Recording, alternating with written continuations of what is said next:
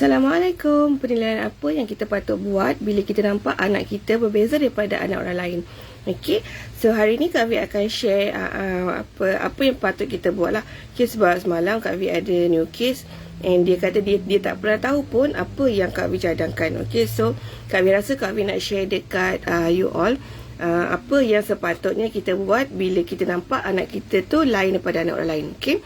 So yang pertama, Kak Vi ada masa pun hari ni 15 minit juga atau 10 minit. So Kak Vi nak kena cepat-cepat lah, okay, sebab nak ambil Zahira kat sekolah. Alright. So apa yang patut kita buat, penilaian yang patut kita buat adalah satu, kalau boleh kita pergi cek dia punya telinga lah. Okay, cek audio. Okay, so bila kita cek dia punya telinga, sebab kadang-kadang kita tak tahu yang anak kita ni dengar ke tidak. Okay, kalau masa baby, yang Kak Vi tahu bila anak umur sebulan, doktor akan bagi hospital lah, biasanya kalau kita bersalin kat hospital, dia akan bagi appointment untuk cek telinga kan, untuk tengok sama ada telinga anak kita ni ada masalah ke tidak. Okay, tapi bila kita buat assessment audio masa dia umur sebulan, kita cuma nak tengok fungsi dia punya telinga tu okey ke tidak. Okay, tapi bila dia dah besar, kita tak tahu apa jadi. Okay, sebab macam anak Kak Vi yang Ayan yang kecil tu, dia speech delay. So bila kita pergi check audio, rupanya telinga kanan dia tertutup habis dengan tarik telinga lah. Okay, so sebab masa kecil tu dia suka pakai main kili-kili tu kan, katambat tu. So mungkin dia main-main, so mungkin dia punya tarik telinga makin ke dalam macam tu lah. So bila kita buat audio, kita buat test audio tu, baru kita tahu yang belah kanan ni tertutup habis, and belah kiri ni separuh tertutup. So kalau kita sendiri pun, kalau kita tutup macam ni pun, kita tak dengar kan. So untuk anak bercakap, dia kena dengar dulu apa yang dia kena dengar dulu apa yang kita cakap. Lepas tu baru dia boleh tiru. Tapi bila dia tak dengar, dia tak boleh nak tiru. Okay, so Kak Vi rasa check audio memang sangat-sangat penting lah untuk anak-anak. Okay, walaupun tak kisah kalau kita cek tahun ni okey, tiba-tiba tahun depan kita tak tahu lagi sama ada telinga dia okey ke tak. So paling yang bagus pada Kak Vi perlu cek dalam setahun sekali untuk kita nak tengok. Even kita pun kita boleh je cek audio untuk pastikan telinga kita ni okey.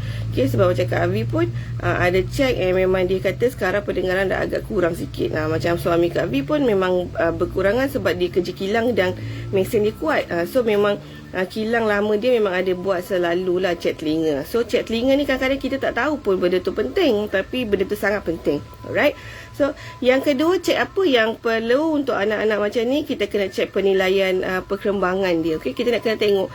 Sebab bila pesakit yang datang jumpa Kak Vi, walaupun dia umur 5 tahun. Okey, contoh yang paling teruk yang Kak Vi tengok setakat ni macam jauh sangat, umur 7 tahun tapi perkembangan umur 4 tahun. Okey, umur 4 tahun, perkembangan umur 1 tahun. Umur 12 tahun tapi dia punya perkembangan umur 6 tahun. So kalau macam tu, kita tak boleh, memang kita nampak anak kita tu 6 tahun kan, tapi kita tak tahu dia punya umur sebenar, umur perkembangan dia sebenar. Okay, sebab tu penilaian perkembangan sangat-sangat penting untuk buat dekat anak lah. Okay, so yang ketiga, Kak Vi rasa memang satu lagi yang penting. Sebenarnya ada banyak benda yang penting nak kena buat, tapi hari ni Kak Vi share 3 je lah ya, sebab masa kan, masa mencemburui kita cik. So yang ketiga yang perlu kita buat adalah cek thyroid. Okay, sebab sekarang Kak Vi tak pasti dekat Malaysia dah wajibkan ke belum untuk baby cek thyroid. Okay, sebab Kak Vi tengok dekat buku baby tu ada baby yang buat, ada baby yang tak buat. Okay, so buku baby yang dekat kerajaan yang tebal yang ada ring tu, itu memang sangat-sangat penting lah buku tu. Kak Vi tak ada sekarang, nanti kalau Kak Vi buat live akan datang, Kak Vi akan tunjuk. Okay, so tadi yang ketiga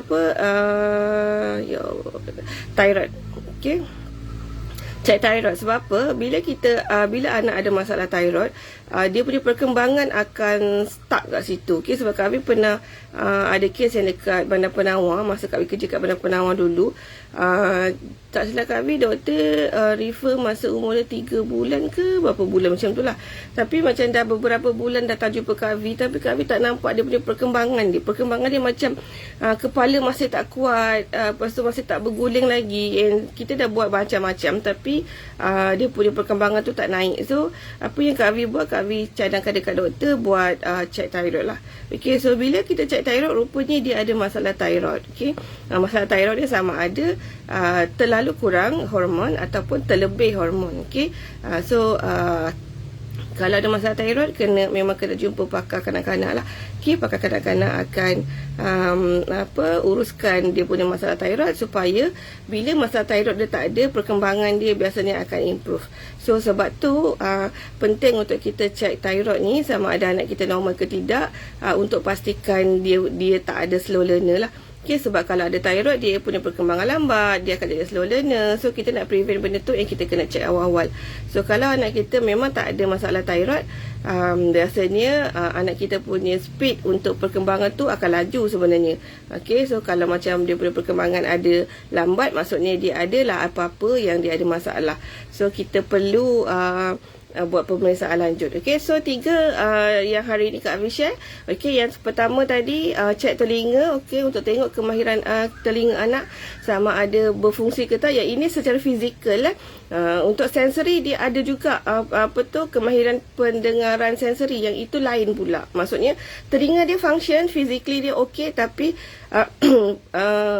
kefungsian sensori telinga pendengaran tu yang ada masalah. Okay, so yang pertama check audio untuk kita pastikan fizikal telinga dia tu okay. Okay, yang kedua check penilaian perkembangan supaya kita tahu umur sebenar anak kita, bukan ikut birthday saja, tengok dia punya perkembangan. Okay, yang ketiga adalah tadi Kak Vi cakap yang kedua ke? Yang kedua sepatutnya kan, yang cek perkembangan tu. Yang ketiga tu adalah cek thyroid. Okay, so cek thyroid ni pun penting juga sebab kita nak tahu anak kita ada slow learner ataupun tidak. Kalau ada masalah, kita kena buat pemeriksaan dengan pakar kanak-kanak lah. Okay, buat rawatan dengan pakar kanak-kanak. Okay, so 3 saja tips apa yang perlu kita buat bila kita nampak anak kita berbeza dengan anak orang lain. Alright, so itu saja untuk hari ni. Laju je Kak Vi cakapkan hari ni. Okay, so bye. Assalamualaikum. Jumpa lagi esok 12.30. Okay.